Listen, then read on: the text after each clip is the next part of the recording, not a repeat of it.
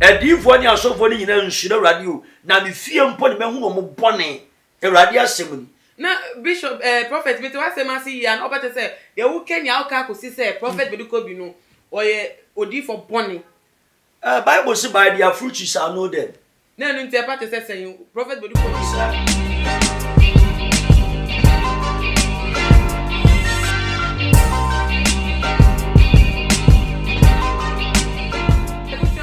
Mama akwaba shonko eba too much GH everyday so munu aba mo somfo na ama owusu a eni nam nim se da no minimu edi enhwemu se a na ensem a ekoso o man emu no eno na mede ebesomo na meko ensem no eso no openipa a woda Glorious Wave International Ministry ano eye prophet Badu Kobi waba bontin ebiem na yenye nim se prophet Badu Kobi de eba no nyame mu eyintasem de dano obono ho modin se odi bi ba beto abontin no nipa bobo hu na te se de obefa wo mu no emu aba no wetini afa na odi abo ne bra na enu emu en wode asem bi abeto ne page so e wo Facebook se nyakopon wo we efi asase no obo nipa wi anyunyame nia ekoso no o ka mre bi se ni tese wenunu ho kra se wo bo nipa na ye bisa ye ho ya dwindwi ho ye bisa komu hu se adenti na nyakopon eka se wenunu ho se wo bo nipa na nso abonsam onim se nkono no oye etumodin fo atese won de boni ni ahase efi ono no wono de won ka da se wenunu ho nebutafo mame enkan wo bofokasa mu se na wo tro eto eye ni Facebook post no eso saying no no say God regretted creating human being but never said he regretted creating Satan. Na no ode tu ni petima nipa adwenju no abobo no hu se na adenti anyakopon wonu no ho wo nipa obo ho na so chese obonsam no de wenu no ho sa na no na create a whole lot of uproar on social media so ankofo bi se na wo so fo pa wo kra ho sem kra nya nka wieye de ebeko chire kra ponye hye nsi ni pin wieye na outside asem we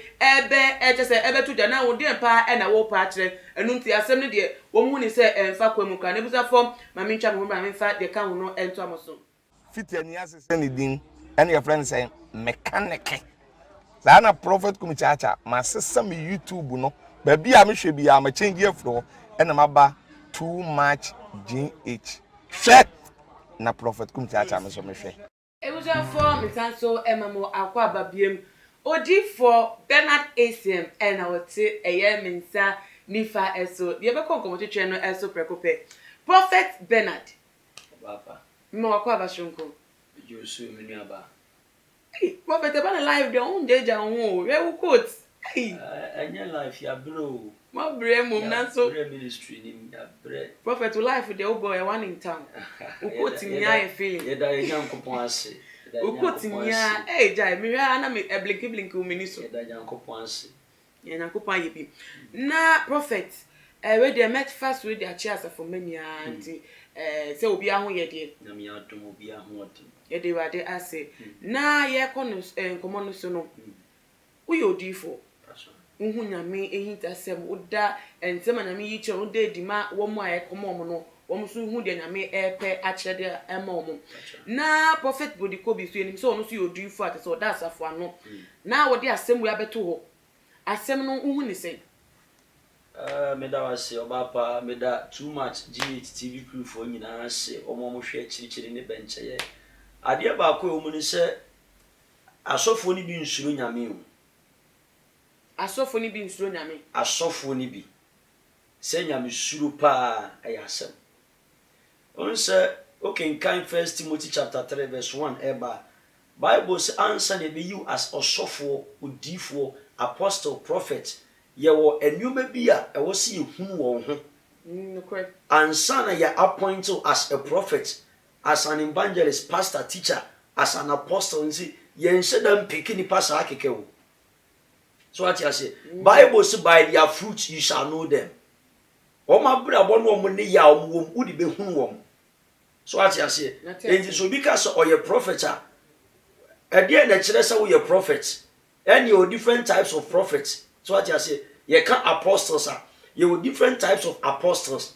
So what you say? Enti who no prophet and Edian prophetic word now. Because on the demonic side, you that side prophet, and in the light side, the kingdom of heaven, Yankopon, you Yankopon, the true prophet of God. Into where do you belong? Then I say un church we cast your difference on San Church Mungo. Oh, Bible says, so cast your differ, Unuma ne betchere. So what you say, Unuma, and Wabra Bobi a womb. So what you say, into me cast me a prophet, a dear nature be a prophet. Prophet be a Kanyamia dream, Kanyamia sem. Bible says, I didn't be, I just will yach and quite deep for answer. So what you say, and this year cast a prophet, you'll be a dawson. You will be a one year or prophesy, but or a prophet of the Bible. You will be a dead young seer die so you can't see a beam a dawson pa. So what you say, but your kind of dear, Ukrainian minimum, Ukrainian meaning Bible mupa, but you be a Bible anymore. No. One can ye? No. No part say prophet Badu Kobi no the prophet no and I say the prophet wo ye no infant nam. So what chetre mu kakra. Ma men chetre mu ukan Malachi chapter 2 verse number 1 eba if you say ose asofo na so twen. Asofo no wo ma so twen tie de America. Ose na fe de wa sei woni mu asofo se mo antie no manfa ansa makoma mu se mudi animonyam be ma medin a asafurade na ose Enie mema enome abamumu na madumi mu nhira anokwa madumi won dada every say wonye nipa wode me nsam esi won akoma mu hwe metwi mu asofo anim na mebo sabie mapeti mu anim na mema na ponna no wasesa mo aka eno ho akọ na mobehunu say mi na mesoma won ade saa nyuma eba mo so verse number 7 Bible say esese osofo anokura nimde osofo ewo say osofo anokura nimde na wonye nhweso ema afoforo emra no sudiem efri say asafurade bofo ene no nanso mafiri okwan no so amane o se mo ma nipa bebre asunti mura no mo sei lewi apam no asafurade no se entime nso mema animguase na mabram ase oman ni nyina anim se de mu nim okwan no so no na mahwe nipa bebre na mabubu intentia amen enti Bible say osofo betimi ahwe Bible mu but obetimi atrust nyame asem no so what you say okay kan Jeremiah we dey 1 minute be Jeremiah na eya na yete wo nsem sa na eya na yesia fem Jeremiah chapter 23 verse number 12 edeba etifia se ose edifo atorofo no tio ose na edifo ni asofo ni nyina nsure rade me fie mpo na mahunu won pone erade asem ni edifo ni asofo ni nyina nsure rade o na me fie mpo na mahunu won pone erade asem ni na bishop prophet bit wa say masi ya no better say they who Kenya aka ko si say prophet Badu Kobi no oye odi for born Bible say by their fruits you shall know them na no ntia part say prophet Badu Kobi say odifo bi ofri nyame bi anya asan odifo bi ofri nyame bi ya no ompre ahonyade emme na afa okay so what you say odifo osuro nyame bi ya ode twero ne nante so what you say bosire mo ka bia ni ho watimi waka mi bia ni ho as a genuine prophet there. So what you say, me person be biemu inside too much. Okay. So what you say, but enya fine. Say as a man of that his caliber, be can say nyoma we. Na asem na all kind no hu ni say it is saying. Wo wonti asem na it is saying. Oh, me nti asem de meka say me de antwa yi onse nansen expose a ebeba no. Bible say by their fruits you shall know them. Onse na no me ka say osofo bia ontimi nyina ne naso emmom mpai be 3 hours anaso divo bi ontimi nyina ne naso ne church members emmom mpai be 3 hours kwese man da no so enye de bia na prophetic ministry no ho but nyame asem ene ko bie saa ho no eba so what you say enye de bia I prophesy me yese no na yenhwe asem a wo kan no potin no o say Nyankopon waka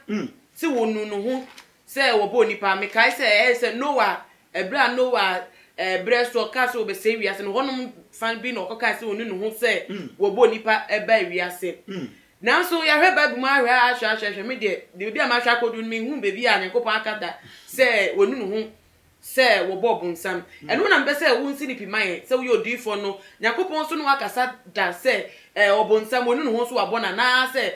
nipa de nkwa na waka akosi unso can 1 Corinthians chapter 2 verse 6. What you say? 1 Corinthians chapter 6 verse 14 about Bible see esum ni han eni twaka. The kingdom of darkness and the kingdom of light is eni twaka. So what you say? Enjin so be gina nyame mudie mu obeka nyame adwen.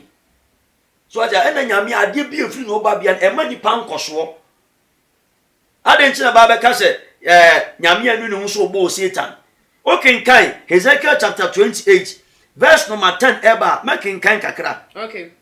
Verse number 10 osemomono tufuo wuo na obewu ananafo ensem na maka ose Awurade Nyankopɔn asem ni tio ose Awurade Nyankopɔn asem ba me nchense onipa ba twati do ho enkwadwom na ka kire no se sasofade sie ni wode woni abode nyina mu fefede ye oye nyansa hyew ma wa ho ofedi mu Nyankopɔn edi ntrom na wote tio making kabe short mi ose abode mbo nyina akata ho bojanam wo akrate ebo ne bohwere babo ose sikabiriya bo apopo bibiriya bo ene ahwehwebo ose wabo ensama bo ne ahamono bo ni sika ene impintin ene boma som wanim na enam sa wo ye ahantan ti no Satan first nan ka ye di eja ne bo ho ban but enam so ahantan ene wakaka bi nsam ti no meyi jane furu na mema ahotefo mpaibo adanija asu Satan na no Nyankopɔn ka ne sa no pa je so Satan kra so no wenu no so bo na na unse se nyame kasia olusu hope in Satan. So what you say? Because Satan no a morning sun. What you say? Or brighten and then sweat de. Or tunumi nyame ayema nyame sorry fu na kodwa bedi asa. But enam ahomaso prideness a hand tiny kekaben samti. Kristo ka che Satan so akwa rebel e de tia mi nti no. Esan se wo na me do tina jam. Na nka wo de agya na bo ho ba but esanse wo rebellious spirit ni ntino meyi gya na funu afi mema ahotefo mpaibo ada ne ogya asaw so what you say aha anti obi ni bible mo be blindfold ni pa awose ni brains ama na gya asem yedi but uko the real bible teaching scientists are odi for ankofo bi tire keka sesi ade bebi ewiase ikoi nipa boni a wodi crampo ya tra bonsam de busam enga bonsam kra denka rebellion se na uka na se ahanta ne ba no so na so de nipa de sesi de nipa suban ne ni ya wo ye no obonsam crampo ferry so be yesa nyama no na no no uka nye sa asem ni bia no mo ka se nipa de waje nsem kra o hwe nyame abode mu a unse nipa nye nsem na enam satanic ministry any satanic entities ni omo modi abawi asinti no so ati ase yewo Satan no ba na bofo do ba ocheche akande ni nyina mo boni bia Kristo boss no odi ni demon esi boni na no so ati ase Saudi master e was a field way so ati ase ye demon bi obokro no so ati ase okobokro no a obesa oma se obesa odi aduo no ko mu a na wakoboso mu ana se entafoyifo nkabrechirifo ne ensamanfo ma ye nkonya and demon be betima mo ayira but all the manifest through you so that you say and all the sins of Bible mu Kristo e de wa tro ne sins but Satan wo na adwumu no sense oye faster what you say na adwumu ado na oye azane forward na no oya tro nyina agent no or the angels aye demonic archangels no as see sa boni we nyina no so what you say and say untie Bible na wonim Bible ni mu e be yeden tibi minti obi asemu meti asem bia me come altar na mabusa Kristo papa asemu ya bana send it eye ane there be yes or no titi ngo yiwa no ko ba bia yesa odi for me fa comment bia abepemu ase ntudwa na yesamra enkomo no eso we efri Arnold Bocho say this is wrong doctrine. God didn't create Satan, but he created human beings. He created Lucifer, who was an archangel for worship.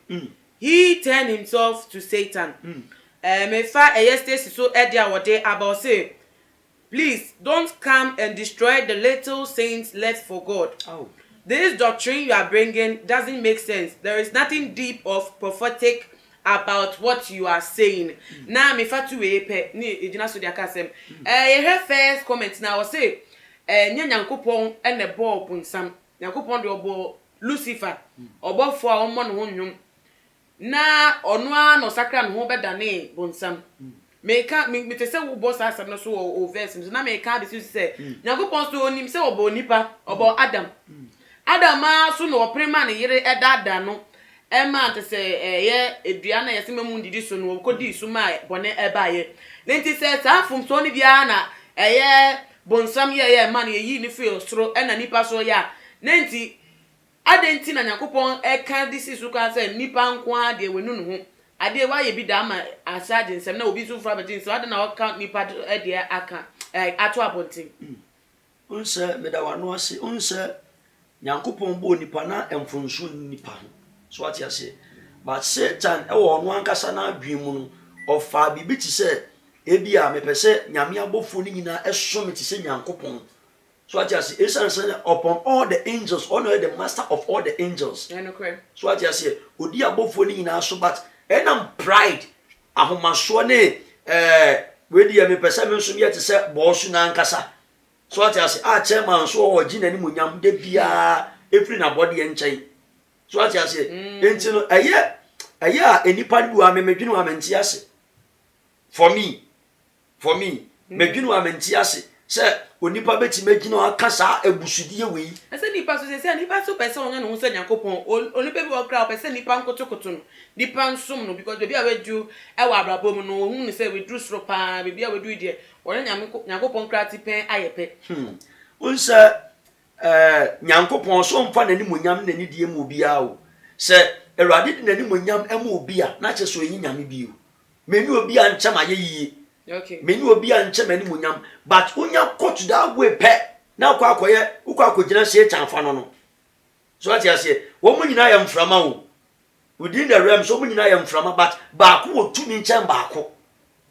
so ati ase Nyankopon abofon mana okay ati ase Nyankopon otumi nche Satan okay so ati ase na satanic kingdom mo mpeso mo beji atum se what I say the kingdom of heaven etima conquer enti woni pan o ma ho kwa no mo wo mo rule through you e de yen so de tiama Nyankopon on the judgment de oni Nyankopon obika so wasi ya nipa form so wo ye nia no e obonsam defo ya na wo Kenya nipa e ma ne ye boni nti se no de so mo ka ne say no kre unse eya empem bebre na Kristofo mpe Bible akenkan so what you say okay in Mark chapter 7 verse number 20 kwa atifia se mo se honhom fam ahote honhom fam ahote endi so yo Kristo na se wo nante honhom fam ebeye den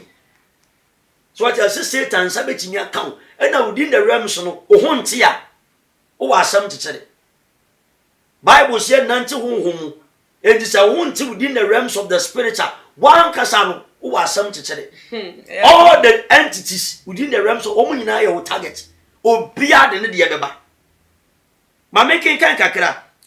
Mark chapter 7 verse number 20 ebepim 23 o say na o kan say de efi onipa mu ba no enu na egu onipa ne hufi na enipa mam o makomam ho na adwemboni firi ba adwamansam akronosam awudisam ayerfasam eni berebere amumuye asisie akohwie eni bone abususam ahanta ne nkwase asem nyina Bible say eni bone nyina fu nipa mu neba na enu na egu nipa ne hufi so what you say enti wo as a man of God na ugina sa caliber no na Nyankopon se wono Nyankopon ne bofo ne was a man of God no ena as a man of God esisi wano ekura nemdie so what you say nyansa sewma enti ni kwan se utimi ka bibia Satan can manipulate your mind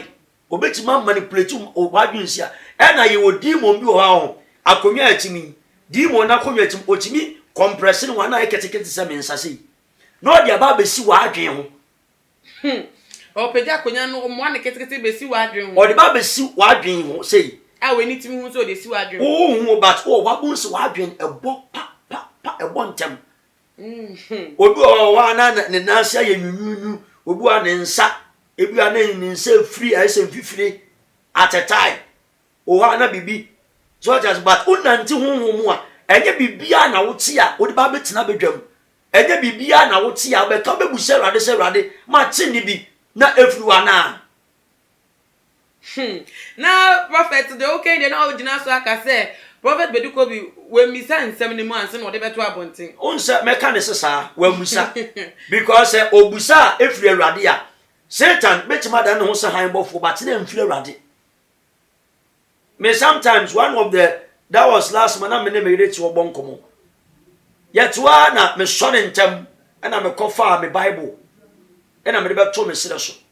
Na me yibusa me say daddy me pa so ya no ma ba ha na me say ba kwa ba betwam. Na hade okuta no o say me boa me ho. But o ti wa wo hu. Wo be ti ane se ya to ade na bo. Wo be so ya kwa na o de yare na eko. So what you say? As a man of God, now say who derive it from God and Kasa. Okay. And was 7 ways ye empire. And yes, I didn't buy ya send it. No, ko Bible nim. Anytime I can't see a friend as a prophet, but me quantity him as an evangelist. Not prophetic one ewo, but me find him as an evangelist. And to say you manu not to me no wo. But those say me Bible na Bible edu ku ekwadre mi mu ne enante honhom ne kuram ahotiam etu gina na bompa nsia na mu ayaba oba po ati ase Matiba say na ye de nkomo no AC o final words a obeka kire eye amanfo adofo no na wo mu ehye eniano de na obeka kire wo mesre too much GATV fo nyina mo hwe fira manone eni o man ga na mesra mu enna da honhom ewo ho atro honhom a eye emponkyerani kra man honhom wo mu nyina da nipa mesram ananse tintan TV kase ehyi mu nhia bibi mfirim da kro memo mejambre ni ya kyire mo kwa kyiri mesram ba bia hwe mi bia no eye a wuti bibia men konkuru ansa men kasa wansa busa Holy Spirit ade everyone na or therefore do jana ye obibia efriu say emfri no obe respond to your ears mesram manu atoba pa na phone number no eka ho obibia ohia bia wetimi enya wo so mo amofre efra mano ne sisia de maso ebu menya daje 2 o'clock anajo ahomachi 3 o'clock if you are 12 in the midnight me bompa mani abre na koyi disu kran obapa temesramo mo amofre efra mano ne mesramo request prayer request amodi abanyina no ye gina so na ne titi obapa ma menka ma me bi asem okay odifo bi okumase na just ade ne bi ye me jama ojima mi bi that was 150 million and o man ko to jabidie o say on panye direction na ma be ne so ko to jabidie na o send this kanama na wi no o de direction of friends so odifo ma ye direction na kan ti bom pai ma me and odifo start so odidi ma me na tem o se ne kwase aboa jimifuo se die enti I don't know. Say or say ono nso o ye gidi ni but okohwe Bible mu no eni Bible mu bia se yemfa bibisa anya akwankyere so what you say send me audio send me pictures me catch and say there be Holy Ghost and fire prayer ministry ye nya sawa ha eye ngina pefe enyina pefe empire ba hotiem ene nam enti mi ni adamfo ti eye me ja eye me ya enti cause if you bomo say edifo bi ani Ghana mem obia and no more come so what you say odifo bi ani but edifo wo ho but when sia papa no a ena edifo we adi misika we adi mi akose we adi mi ko hotel enya fe so what you say ti mi siraw me number betimi arechi wo so ni but mi siraw me dan tem sa wutiem na tiem ya me dan tem by 8 o'clock ma da mi siraw 0249